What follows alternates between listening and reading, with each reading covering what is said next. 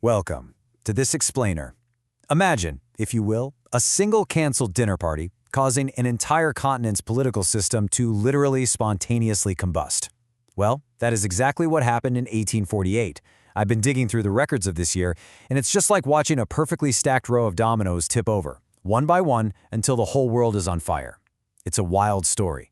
We're talking absolute chaos, hilarious royal blunders, dashed hopes, and a continental revolution that reshaped modern history overnight.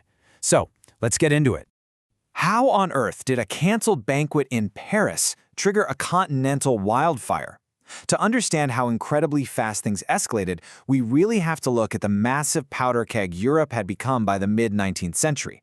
The elites at the time were sitting on a literal volcano, sipping their tea, thinking everything was just perfectly fine.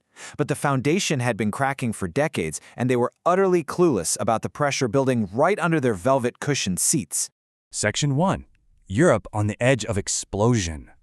For over 30 years after the defeat of Napoleon back in 1815, the great conservative powers of Europe, we're talking Britain, France, Austria, Prussia, and Russia, had one simple rule: absolute stability at any cost. Austrian Chancellor Prince Metternich engineered this massive political clampdown. His strategy was essentially putting a super heavy iron lid on a boiling pot. This conservative order relied heavily on strict censorship, secret police, and banning basically any political meetings. But beneath the surface, the pressure was reaching critical mass. The middle classes were demanding constitutions and personal liberties, while the working classes and peasants faced a literal waking nightmare of potato blights, crushing famines, and miserable wages in brutal, newly industrialized slums. And when the starving masses and the middle class demanded even the slightest reform in France, keep in mind, this is a place where only the wealthiest 0.5% were actually allowed to vote. The French Prime Minister, François Guizot, actually looked at them and essentially said, "Enrichissez-vous, get rich." Seriously, it is the ultimate absurd let-them-eat-cake moment. Telling people who can barely afford bread to simply get wealthy is exactly the kind of out-of-touch arrogance that starts revolutions. So when the king then tried to ban opposition banquets, which were really just private dinners acting as a sneaky loophole for political gatherings, the streets of Paris completely erupted in February 1848. Crowds marched, nervous troops fired into the masses, and within just 3 days, the monarchy totally collapsed. The king packed his bags and fled to England. Section 2. The Spring of Nations spreads. Now, news of the French king's stunning downfall didn't take weeks to travel. It electrified the continent almost instantly, entirely thanks to the newly invented telegraph system. The spark had found its way to the gunpowder.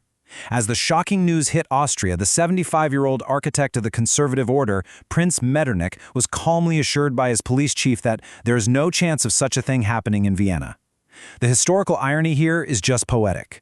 Literally days after this supremely arrogant claim, 4,000 furious students and workers stormed the assembly building in Vienna. The public's hostility was so intensely focused on Metternich that this all-powerful chancellor meekly resigned, grabbed his coat, and ran off to join the French king in English exile. A 40-year iron-fisted career ended in a flash by angry students. Just look at how this revolutionary fever spread like a perfectly timed chain reaction. In January, Sicily revolts against its Bourbon king. Barely a month later, Paris overthrows its monarchy. By March 13th, Vienna is up in arms. And by March 18th, barricades are erupting in Berlin, where 800 protesters lose their lives before the Prussian king pulls his troops back and nervously promises a constitution. Ordinary citizens were seizing control of their cities, and utterly terrified old monarchs were granting rapid-fire concessions just to avoid losing their heads. A new dawn genuinely seemed to be breaking everywhere. In Germany, the First National Assembly met in Frankfurt to draft a constitution for a unified, liberal nation. Over in the Austrian Empire, Hungarian politician Lajos Kossuth delivered a fiery speech that ignited a full-blown revolution. The Hungarians laid out 12 specific demands, heavily focused on securing a free press, parliamentary reform, and greater autonomy from Austria. Nationalist fever swept Italy too, successfully expelling Austrian garrisons from Milan and Venice. It was a dizzying period of overwhelming, continent-wide euphoria that we now know as the Spring of Nations. Section 3. Freedom to read or feed. But here is our grand historical twist, and it's a classic tale of alliances completely falling apart. The very people who tore down the old regime shoulder to shoulder suddenly looked at each other and realized, wait, we want entirely different things. It was a stark contrast between the freedom to read and the freedom to feed. You see, the comfortable middle-class liberals wanted constitutions, a free press to write their political essays, and integration into the government. But the working class, the exhausted foot soldiers who actually bled on the barricades, they couldn't care less about reading a newspaper. They just wanted cheap bread and a guaranteed right to work so they wouldn't starve. The moment the old kings were out of the picture, the middle class became absolutely terrified of the working class mob, fearing they might lose their own property next. And this division quickly turned tragic. In Paris, the new French Republic had set up national workshops to employ the jobless, but a conservative shift in the government abruptly shut them down. This left a staggering 100,000 workers instantly destitute and desperate. The immediate, furious uprising that followed wasn't against a king. It was the starving workers fighting the middle-class National Guard in what became known as the June Days. Over 1,500 workers were tragically slaughtered in the streets, and thousands more were arrested. The revolutionaries were now massacring each other. Section 4. The Return of the Old Regimes. So, with the revolutionaries hopelessly divided, fighting each other in the streets, and completely distracted by internal ethnic conflicts, the conservative empires saw their perfect opening. They realized they were no longer on the defensive, and they struck back with brutal force. In Vienna, during the horrifying October uprising, imperial forces quite literally bombarded their own capital city with artillery to crush the dissent. 2,000 people were killed in the crackdown, and revolutionary leaders were executed. Across Europe, veteran royalist generals were ruthlessly marching their armies back into the cities, systematically crushing the divided rebel forces and reversing all the nationalist gains.